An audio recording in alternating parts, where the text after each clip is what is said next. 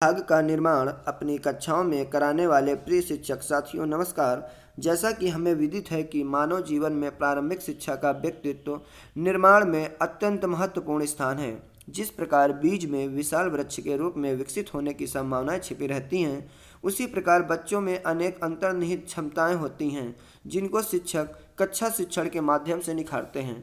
प्रारंभिक कक्षाओं में शिक्षण को प्रभावी, रुचिकर एवं जीवंत बनाने के उद्देश्य से राज्य परियोजना कार्यालय सर्व शिक्षा अभियान उत्तर प्रदेश द्वारा 3 शिक्षक हस्तपुस्तिकाएं, ध्यानाकर्षण, आधारशिला एवं शिक्षण संग्रह विकसित की गई हैं, जिसमें कि हम शिक्षण संग्रह की संपूर्ण पुस्तक की सीरीज का अध्ययन कर रहे हैं। ये सीरीज नंबर 2 है और सीरीज नंबर फर्स्ट में जो आधारशिला की सीरीज नंबर फर्स्ट है, चूँकि तीनों पुस्तकों में आधारशिला और शिक्षण संग्रह और ध्यानाकर्षण में तीनों पुस्तकों के जो 8 से 10 पृष्ठ हैं प्रारंभ के, वो सेम ही हैं। इसलिए अगर आपको इस शिक्षण संग्रह का फर्स्ट सीरीज का अध्ययन करना है तो आप आधारशिला की फर्स्ट सीरीज का अध्ययन कर सकते हैं। और हम अध्ययन करते हैं सीरीज नंबर 2 का। इन सीरीज में हम संपूर्ण पुस्तक के प्रत्येक पृष्ठ के प्रत्येक पैराग्राफ के प्रत्येक शब्दांश का अध्ययन करेंगे। और इस सीरीज में आपको एक ABCD का चार्ट दिया हुआ है, टेबल दिया हुआ है, जो कि शिक्षकों के लिए है, जिसमें कि बहुत ही रोचक तरीके से ये बताया गया है कि A फॉर क्या होता है। A फॉर जैसे active involvement, B for busy classroom, C for cooperative learning, यानी कि ए से लेकर के जेड तक एक एक वर्ड के विषय में डिस्क्राइब किया हुआ है, कैसे क्या है। ठीक है, तो आप जो है कि इस सीरीज में उस टेबल का भी अध्ययन करेंगे और ये सीरीज नंबर 2 है। चलो हम अध्ययन करते हैं, देखते हैं। फर्स्ट पेज में दिया हुआ है विषय वस्तु। विषय वस्तु में इसमें भी 6 पार्ट हैं। जैसे कि आधारशिला में 6 भाग हैं, वैसे शिक्षण संग्रह में भी 6 पार्ट हैं। तो भाग फर्स्ट में विषय वस्तु में दिया हुआ है शिक्षण संग्रह की अवधारणा आवश्यकता। भाग 2 में दिया हुआ है शिक्षण संग्रह की अंतर वस्तुएं, प्रभावी शिक्षण कैसे हो, शिक्षण योजना दी हुई है, क्या, क्यों, कैसे। नेक्स्ट बिंदु दिया हुआ है शिक्षण योजना के प्रमुख बिंदु, शिक्षण योजना का प्रारूप, शिक्षण योजना का आधार, लर्निंग आउटकम अधिगम संबंधी परिणाम, अधिगम परिणाम तालिकाएं, learning outcomes table, learning outcome प्राप्त करने के तरीके, शिक्षण योजना, समय सारणी, ICT सूचना एवं संचार तकनीक का प्रयोग, विद्यालय भवन सीखने के सहायक के रूप में बालना, विद्यालय भवन एवं परिवेश सीखने में सहायक, विद्यालय पुस्तकालय, प्रयोगशाला, शिक्षण अधिगम सामग्री व विज्ञान गणित किट की उपलब्धता, बैठक व्यवस्था, शैक्षिक नवाचार, गतिविधि आधारित शिक्षण, विद्यालय क्रियाकलापों में परिवेशी संसाधनों एवं सामुदायिक ज्ञान का उपयोग। भाग 3 में दिया हुआ है व्यक्तित्व विकास की कार्य योजना, प्रातःकालीन सभाएं, संध्याकालीन सभा, सह शैक्षिक गतिविधियाँ, खेल गतिविधियाँ एवं प्रतियोगिताएं, जीवन कौशल विकास, व्यक्तिगत स्वच्छता, व्यावसायिक परामर्श, बाल संसद। भाग 4 में दिया हुआ है सीखने के लिए आकलन, असेसमेंट फॉर लर्निंग, आकलन क्यों किया जाना चाहिए, आकलन बच्चों के किन पक्षों का किया जाना चाहिए और आकलन कैसे किया जाना चाहिए और आकलन से प्राप्त फीडबैक का उपयोग कैसे किया जाना चाहिए। भाग 5 में दिया हुआ है विद्यालय नेतृत्व यानी स्कूल लीडरशिप, संकल्पना, शैक्षिक नेतृत्व के गुण, शैक्षिक नेतृत्व के प्रकार, विद्यालय का विजन, व्यावसायिक दक्षता का विकास, सामुदायिक सहभागिता, समावेशी शिक्षा, रिपोर्टिंग डॉक्यूमेंट्स। भाग 6 में परिशिष्ट दिया हुआ है प्रमुख शिक्षण अधिगम परिणाम, शिक्षण योजनाएं, शैक्षिक गतिविधियां, समय सारणी, केस स्टडीज, सामुदायिक सहयोग संबंधी, कक्षा शिक्षण संबंधी। राष्ट्रीय पाठ चर्चा की रूपरेखा जो 2005 है उसके विषय में संक्षिप्त परिचय दिया गया है। निःशुल्क और अनिवार्य बाल शिक्षा अधिकार अधिनियम 2009 के विषय में संक्षिप्त परिचय दिया गया है। उपयोगी शैक्षिक वेबसाइट, प्रार्थनाएं, समूह गान संग्रह एवं प्रातःकालीन संध्याकालीन सत्र की रूपरेखा, प्रमुख महापुरुषों एवं दिवसों की जानकारी, शिक्षा संबंधी साहित्य की सूची, बेसिक शिक्षा विभाग की प्रशासनिक व्यवस्था, अन्य विभागों से सहयोग एवं समन्वय, उपयोगी शब्दावलियां, महत्वपूर्ण संपर्क सूत्र। तो भाग फर्स्ट में शिक्षण संग्रह की अवधारणा एवं आवश्यकता दर्शाई गई है। शिक्षण संग्रह की अवधारणा एवं आवश्यकता, कॉन्सेप्ट एंड नीड। यह सर्वविदित है कि प्राथमिक विद्यालय के वातावरण का प्रभाव बच्चों विद्यार्थियों के संपूर्ण जीवन पर पड़ता है। प्राथमिक कक्षाओं में शिक्षक शिक्षिकाएं अपने कार्य एवं आचरण के माध्यम से विद्यार्थियों में अनेक अच्छी आदतों जैसे अनुशासित रहना, विद्यालय के नियमों का पालन करना, शिक्षकों का आदर सम्मान करना, आपस में एक दूसरे का सहयोग करना आदि को सहज रूप में उनको विकसित किया करते रहते हैं। ये गुण कालांतर में बच्चों के व्यक्तित्व एवं सामाजिक जीवन में संस्कारों के रूप में परिलक्षित होते हैं। बच्चों के व्यक्तित्व निर्माण में विद्यालय के शैक्षिक वातावरण की इस महत्वपूर्ण भूमिका के संदर्भ में अगर हम विचार करते हैं तो प्रमुख रूप से निम्नलिखित अवयव उभर कर आते हैं। विद्यालय भवन का अत्यंत आकर्षक और साफ सुथरा होना, विद्यालय भवन की बाउंड्री वाल का राष्ट्रीय प्रतीकों, रोचक खेलों, पशु पक्षियों के रंगीन चित्रों से सुसज्जित होना। विद्यालय की भवनों, दोस्तों ये पॉइंट शैक्षणिक दृष्टि से बहुत ही है, क्योंकि आपको देखने को मिलता है कि विद्यालयों में जो खंभे हैं, दीवारें हैं, उनमें से पेंटिंग की गई है। वो पेंटिंग हमारे शैक्षणिक विकास के लिए या अपने क्लासरूम को या स्कूल के वातावरण को जो है कि सुगमता पूर्वक रोचक ढंग से सीखने के लिए बहुत ही एटमॉस्फेयर बनाता है। तो कक्षों में समय सारणी, विद्यालय भवन की दीवारों, खंभों, फर्श, बरामदों को महापुरुषों के चित्रों, आदर्श वाक्यों, सूक्तिमय वर्णमाला आदि से सुसज्जित होना। कक्षों में समय सारणी, शैक्षिक चार्ट्स, मॉडल्स, लर्निंग आउटकम के चार्ट्स, रासायनिक सूत्र, गणित, विज्ञान के सूत्रों का भली प्रकार से प्रदर्शित होना। विद्यालय प्रांगण में पेड़ पौधे, वाटिका, फुलवारी, सुसज्जित सक्रिय पुस्तकालय, खेल मैदान, खेल सामग्री आदि का होना। प्रार्थना स्थल पर प्रतिदिन योग, व्यायाम, पीटी, सामान्य ज्ञान, प्रेरक प्रसंगों जैसे गतिविधियों का होना। कक्षाओं में शिक्षकों द्वारा शिक्षण योजना के अनुसार पूरी लगन के साथ शिक्षण किया जाना। कक्षाओं में बच्चों द्वारा सहज भाव से आनंद पूर्वक सीखने में संलग्न रहना। शिक्षकों द्वारा बच्चों के कार्यों का नियंत्रण आकलन करते हुए सकारात्मक फीडबैक देना। कुल मिलाकर स्कूल का ऐसा वातावरण कि जिसमें विद्यार्थियों को न केवल शिक्षकों के बल्कि कक्षाओं के तथा विद्यालय परिसर के परिवेश से भी सीखने को मिले। वस्तुतः शिक्षण संग्रह कंपेडियम से आशय एक पुस्तिका के रूप में ऐसी सूचनाओं का संकलन है जो आकर्षक स्कूल परिसर, शिक्षण कौशलों, शिक्षण योजनाओं, लर्निंग आउटकम, पुस्तकालय, प्रयोगशालाओं जैसे शिक्षण अधिगम प्रक्रिया को प्रभावित करने वाले प्रमुख कारकों से संबंधित तथा जिनका उपयोग शिक्षक दैनिक कक्षा शिक्षण के नियोजन एवं क्रियान्वयन कर सकते हैं। Compendium is a set of different information and process teaching regarding building campus teaching skills, teaching plans, learning outcomes, teacher diary, school library teach. It is which are used by school teacher in their regular classroom teaching plan practices. आप शिक्षण संग्रह का उपयोग कैसे करेंगे? शिक्षण संग्रह का विकास शिक्षकों की आवश्यकता एवं उनके कार्य क्षेत्र में आ रही समस्याओं को दृष्टिगत रखकर किया गया है, जिसमें प्रारंभिक शिक्षा से संबंधित विविध सूचना उपयोगी जानकारियों का संकलन है। शिक्षण संग्रह कंपेडियम का उपयोग नियमित तरीके से करते हुए अपने कार्य को सरल एवं सुगम और रोचक बना सकेंगे। शिक्षण संग्रह में उदाहरण स्वरूप दी गई शिक्षण योजनाओं का उपयोग दिया जाना आवश्यकता अनुरूप कक्षा शिक्षण में अवश्य करें। संग्रह में शामिल भाषा, गणित, विज्ञान इत्यादि विषयों से संबंधित शैक्षिक क्रियाकलाप, शैक्षिक खेल एवं गतिविधियां दी गई हैं, जिनका कक्षा शिक्षण में उपयोग करके शिक्षण रोचक को एवं प्रभावी बनाया जा सकेगा।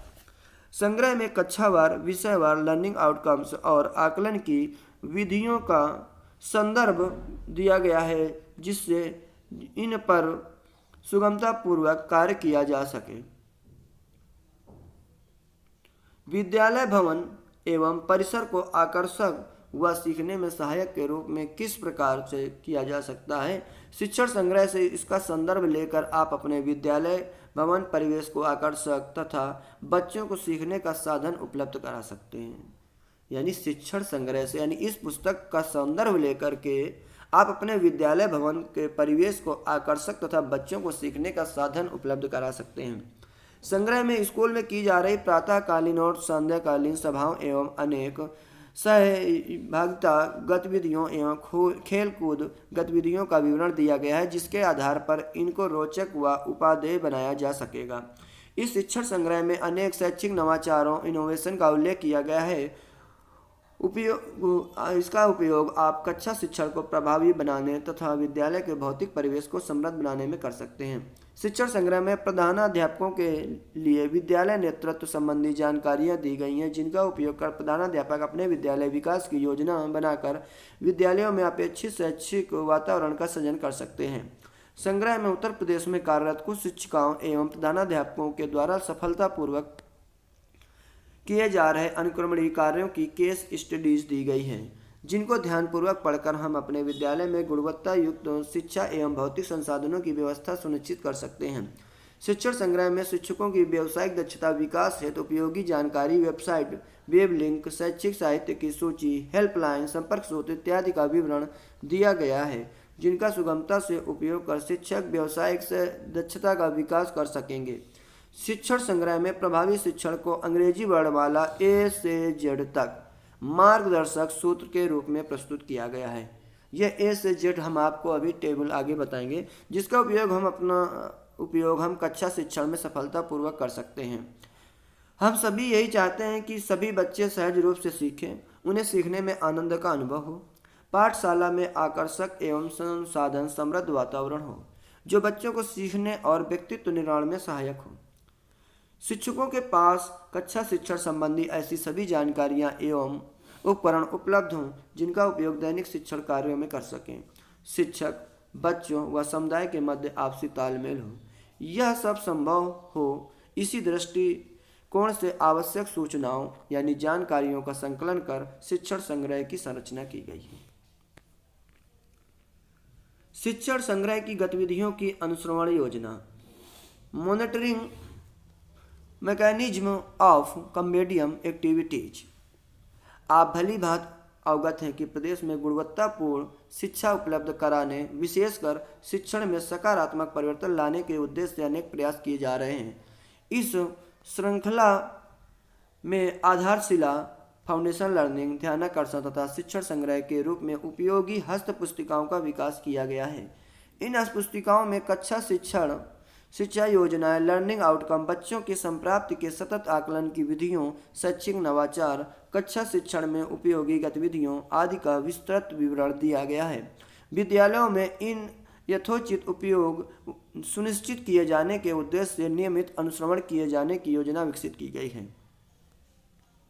प्रत्येक स्कूल में अनिवार्य रूप से कक्षावार, विषयवार निर्धारित लर्निंग आउटकम के साथ उपलब्धि का आकलन करने हेतु कक्षा की दीवारों पर पोस्टर लगाए जाएंगे, जिनसे समय समय पर खंड शिक्षा अधिकारी द्वारा अवलोकन एवं अनुश्रवण किया जाएगा।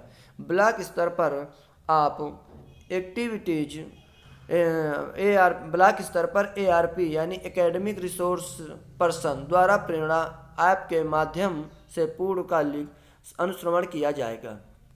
जिला स्तर पर गठित टास्क फोर्स द्वारा शैक्षिक गतिविधियों का नियमित अनुश्रवण किया जाएगा। प्रदेश स्तर पर विद्यार्थियों की शैक्षिक संप्राप्ति की प्रगति का अवलोकन करने के उद्देश्य से लर्निंग आउटकम की उपलब्धि स्तर ज्ञात करने हेतु परीक्षाएं आयोजित की जाएं, उनके आधार पर शैक्षिक उपलब्धियों का अनुश्रवण किया जाएगा। खंड शिक्षा अधिकारी अपने क्षेत्र में नियमित रूप से निर्धारित लक्ष्य के अनुरूप सहयोगात्मक पर्यवेक्षण सपोर्टिव सुपरविजन करेंगे। खंड शिक्षा अधिकारियों द्वारा अपने क्षेत्र में शिक्षकों एवं प्रधानाध्यापकों के समूह बनाकर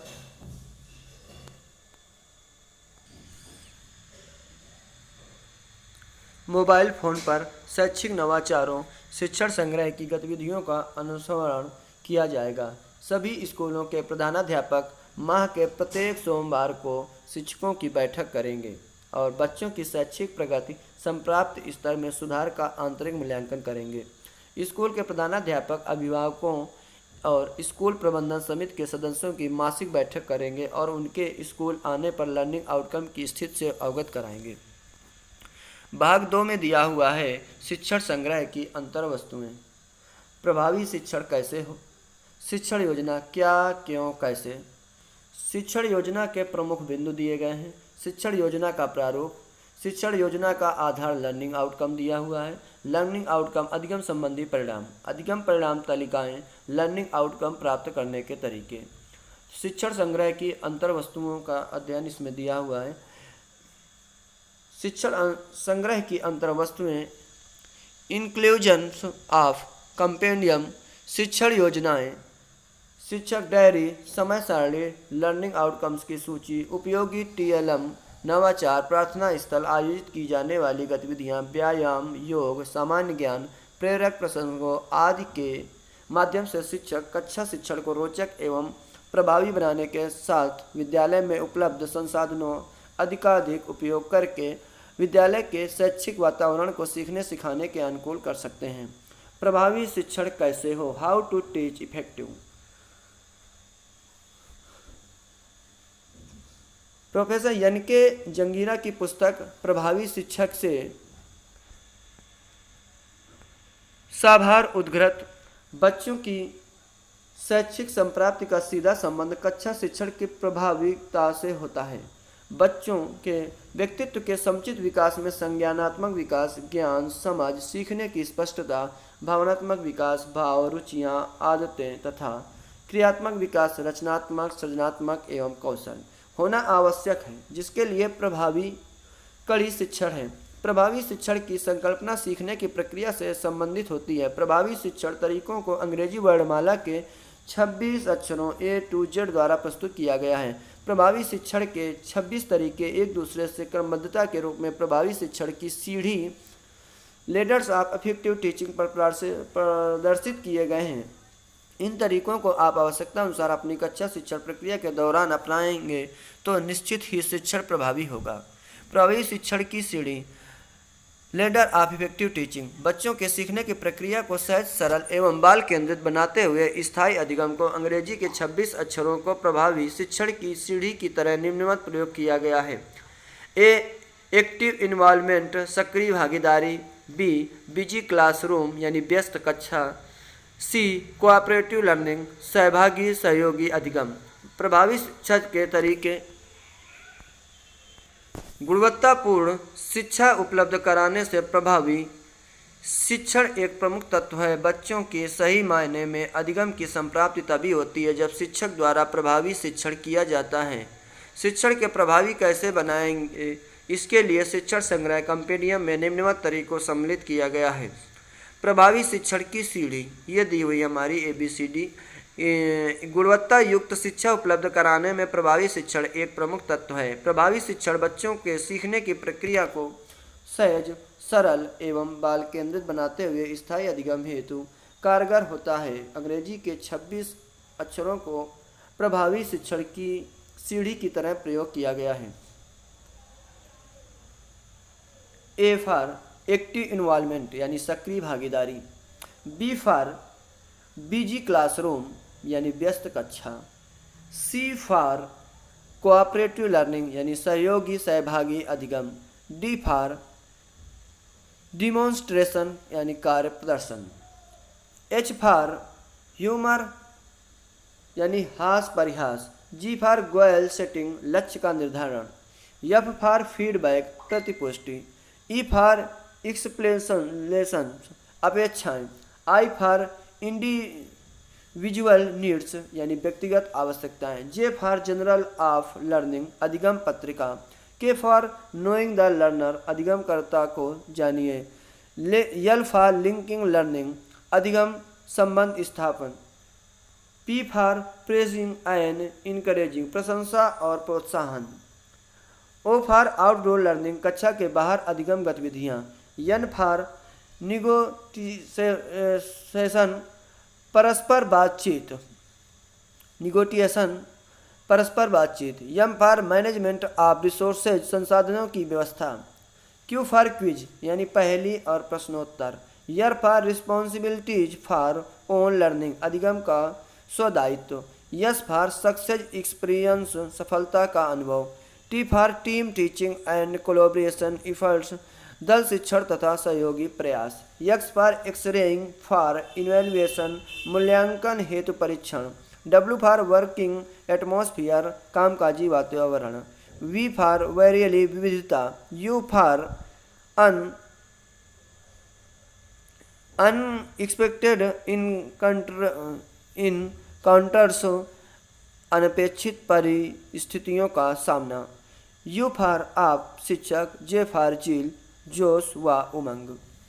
तो ये ABCD का दिया हुआ है कि किस मीन्स क्या है, और इसका प्रत्येक पॉइंट पर जैसे क्यों दिया है क्विज, तो क्विज के विषय में विस्तृत चर्चा, यानी सभी A से Z तक सभी वर्ड के विषय में आगे प्रत्येक चर्चा दी हुई है। बताया गया है कि जैसे O फॉर आउटडोर लर्निंग है, तो आउटडोर लर्निंग के विस्तृत जानकारी दी गई है, क्या है आउटडोर लर्निंग। एन फॉर निगोटिएशंस है, यानी परस्पर बातचीत, तो कैसे परस्पर बातचीत करके शिक्षण कार्य को सुगम बनाया जा सकता है। एक्सरेइंग फॉर इवैल्यूएशन, तो इसके विषय में भी विस्तृत चर्चा, तो ये आप सीरीज नंबर 3 में देखेंगे। ठीक है, धन्यवाद।